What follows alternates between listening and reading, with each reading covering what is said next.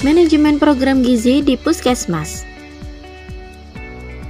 Menurut Peraturan Menteri Kesehatan Nomor 75 Tahun 2014, Puskesmas memiliki 3 tugas, yaitu melaksanakan kebijakan kesehatan untuk mencapai tujuan pembangunan kesehatan di wilayah kerjanya, menyelenggarakan upaya kesehatan masyarakat atau UKM dan upaya kesehatan perseorangan atau UKP tingkat pertama di wilayah kerjanya, berkontribusi dalam pencapaian target standar pelayanan minimal atau SPM kesehatan kabupaten atau kota dengan fasilitas dan pembinaan dari Dinkes kabupaten atau kota. Jika kita telik kembali dalam lingkup Kementerian Kesehatan, terdapat 6 target dalam rencana strategis untuk mencapai sasaran RPJMN bidang kesehatan. Di antaranya, presentase ibu hamil KIK yang mendapatkan makanan tambahan sebesar 95%, presentase ibu hamil yang mendapatkan 90 tablet tambah darah atau TTD selama masa kehamilan sebesar 98%, presentase bayi kurang dari 6 bulan yang mendapatkan ASI eksklusif sebesar 50%, presentase bayi baru lahir mendapatkan inisiasi menyusui dini atau IMD sebesar 50%, presentase balita kurus yang mendapatkan makanan tambahan sebesar 90%, dan presentase remaja putri yang mendapat tablet tambah darah atau TTD sebesar 30%.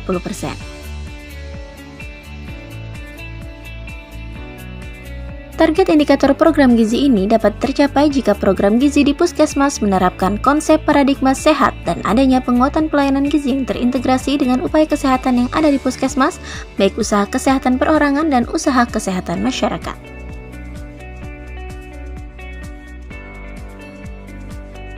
Sedangkan diagram ini menunjukkan rencana strategis untuk mencapai sasaran RPJMN 2020-2024 di bidang kesehatan.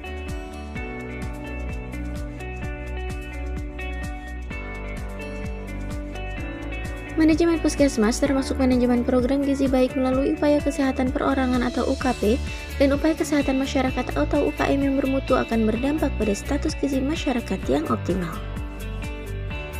Pelaksanaan tugas dan fungsi Puskesmas dalam penyelenggaraan UKP dan UKM termasuk program gizi perlu didukung manajemen yang terintegrasi dan pelaksanaannya perlu berkolaborasi dengan profesi kesehatan lainnya di Puskesmas. Upaya kesehatan perorangan ini tidak hanya pengobatan saja, namun mencakup pelayanan gizi yang merata, berkualitas dan terpadu sesuai dengan Pasal 31F, Pasal 5, Pasal 7 dan Peraturan Menteri Kesehatan Nomor 74 Tahun 2014. Untuk dapat menciptakan siklus manajemen Puskesmas yang berkualitas, diperlukan rangkaian kegiatan rutin dan berkesinambungan yang meliputi perencanaan atau P1, penggerakan dan pelaksanaan atau P2, pengawasan pengendalian dan penilaian atau P3. Pada tahap perencanaan program gizi di Puskesmas, terdapat kegiatan analisis situasi yang dapat dilakukan di tingkat individu, keluarga, hingga masyarakat, serta perencanaan intervensi program gizi di Puskesmas meliputi penyusunan strategi dan langkah kegiatan serta pembuatan rencana kerja program gizi. Sekarang kita akan membahas mengenai analisis situasi terlebih dahulu. Dalam pengkajian terdapat 3 tahapan yang dimulai dengan pengumpulan dan pengolahan data dan dilanjutkan dengan analisis data untuk penegakan diagnosis. Pada kegiatan pengumpulan data, TPG dapat menggunakan sumber data seperti data dasar Puskesmas, riset kesehatan terbaru, dan survei pemantauan status gizi. Selain itu, terdapat data 18 indikator pencapaian program gizi di Puskesmas seperti presentase kasus balita gizi buruk yang mendapatkan perawatan, presentasi bayi usia kurang dari 6 bulan mendapatkan ASI, dan presentasi ibu nifas mendapat kapsul vitamin A. TPG juga dapat menggunakan data cakupan lintas program terkait program gizi seperti jumlah lahir bayi hidup, data kesehatan lingkungan dan perilaku hidup bersih dan sehat, serta data kondisi sosial ekonomi masyarakat.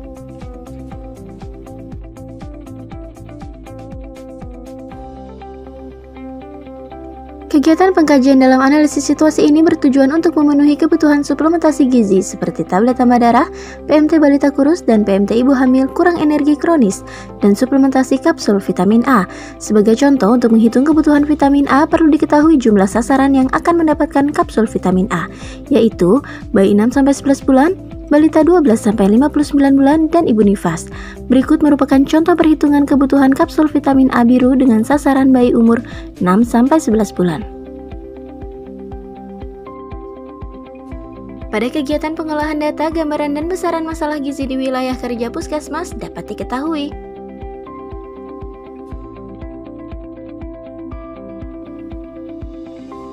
Analisis data dilaksanakan untuk mengidentifikasi penyebab dan latar belakang penyebab masalah.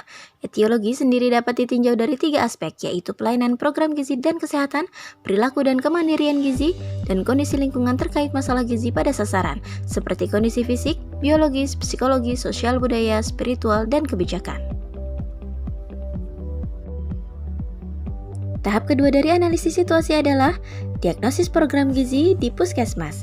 Diagnosis program gizi di puskesmas didapatkan dari hasil pengolahan dan analisis data dari tahap sebelumnya. Diagnosis masalah gizi dirumuskan dengan problem, etiologi, sign atau simptom atau PES dengan sasaran program.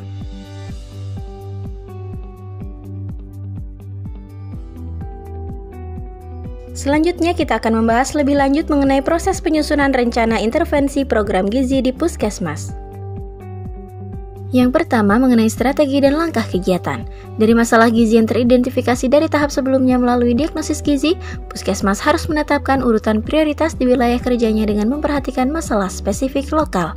Prioritas ini dapat ditetapkan berdasarkan urgensi atau seberapa mendesak masalah harus dibahas dengan waktu yang tersedia, seriousness atau tingkat besaran masalah gizi berdasarkan dasar indikator masalah gizi dalam RPJMN, positif atau negatif growth atau tingkat keberhasilan pencapaian target pembinaan pelayanan gizi di masyarakat.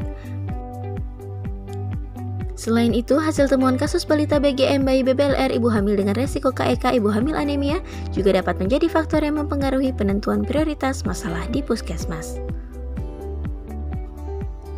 Berikut adalah tabel yang dapat digunakan oleh TPG dalam menetapkan urutan prioritas masalah program gizi. Angka penilaian dari 1 sampai dengan 5, dengan angka 1 prioritas terendah dan 5 prioritas tertinggi. 1 dengan yang lainnya dikalikan untuk mendapatkan angka akhir. Contohnya terdapat masalah anemia pada ibu hamil dan gizi kurang pada balita.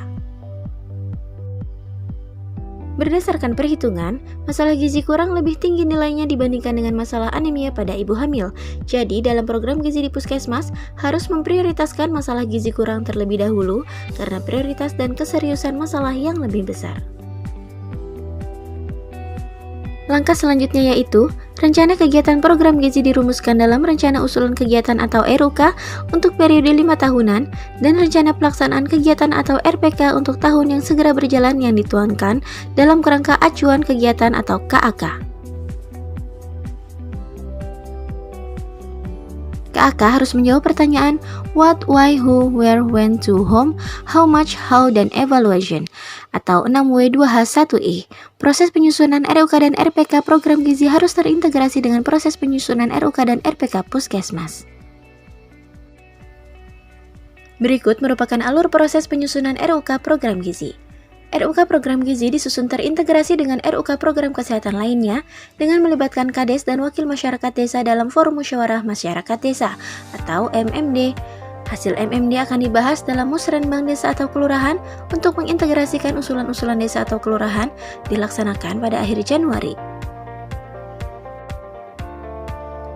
Hasil musrenbang desa atau kelurahan dilaporkan oleh Kades atau Lurah ke kecamatan dan oleh Wakil Puskesmas di desa ke Puskesmas. Hasil rumusan kegiatan kesehatan dari tingkat desa atau kelurahan dikompilasi di puskesmas, diintegrasikan dengan rencana usulan kegiatan di puskesmas. Dibahas dalam Lokakarya Mini Lintas Sektor Kecamatan yang pertama pada awal minggu kedua Februari sebagai persiapan usulan puskesmas dalam musrenbang kecamatan yang diselenggarakan pada minggu kedua Februari. Hasil musrenbang dilaporkan puskesmas ke Dinkes Kabupaten atau Kota dan oleh kecamatan akan dilaporkan ke Bapeda Kabupaten atau Kota. Selanjutnya, Dinas Kesehatan Kabupaten atau Kota akan mengkompilasi hasil semua usulan puskesmas melalui musrenbang kecamatan.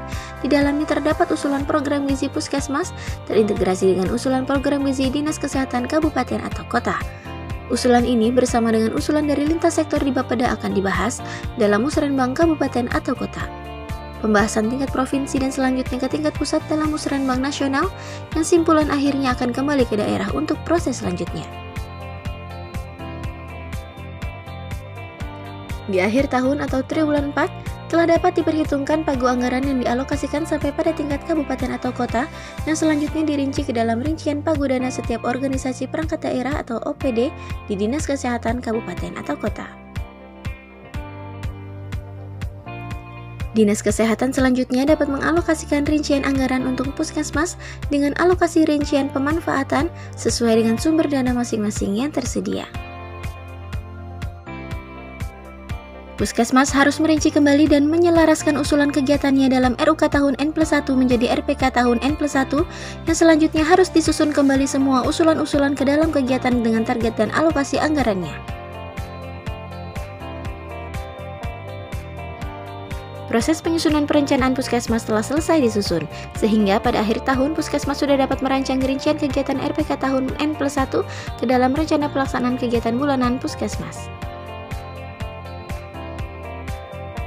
Setelah proses perencanaan selesai, program gizi di puskesmas harus dilaksanakan.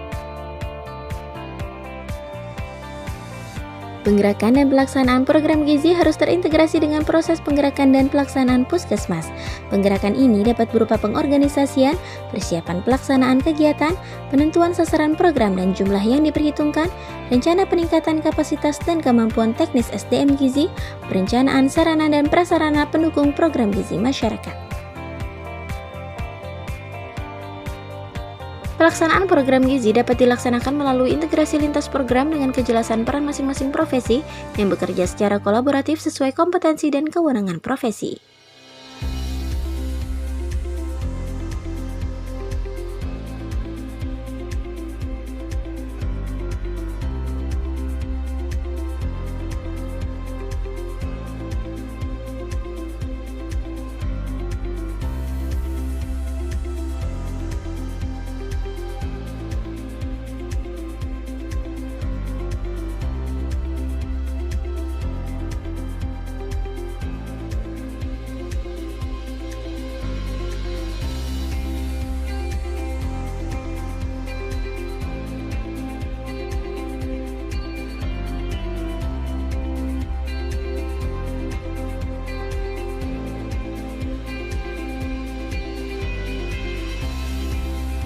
Untuk mengetahui apakah perencanaan telah tepat dan program intervensi gizi telah berjalan secara efektif dan efisien, diperlukan pengawasan, pengendalian, dan penilaian yang dilaksanakan secara reguler.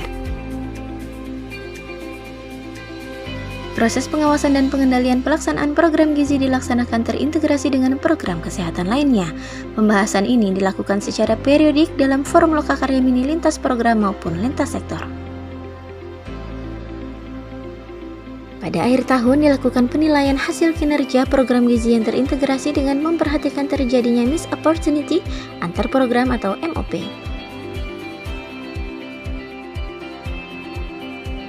Hasil penilaian kerja tahunan akan digunakan untuk penyelarasan rumusan riset pembiayaan kesehatan atau RPK yang akan segera berjalan dari rencana usulan kegiatan RUK yang telah disusun 1 tahun sebelumnya dan menjadi dasar penyusunan RUK 1 tahun yang akan datang. Kesimpulan, salah satu tugas puskesmas adalah menyelenggarakan upaya kesehatan masyarakat atau UKM dan upaya kesehatan perseorangan atau UKP tingkat pertama di wilayah kerjanya. Namun dalam memenuhi penyelenggaraan UKP, UKM termasuk program gizi perlu didukung oleh manajemen yang terintegrasi dan perlu kolaborasi dengan profesi kesehatan lainnya di puskesmas. Siklus manajemen puskesmas yang berkualitas merupakan serangkaian kegiatan rutin yang berkesinambungan mencakup perencanaan atau P1, penggerakan dan pelaksanaan atau P2, pengawasan, pengendalian dan penilaian atau P3. Terima kasih.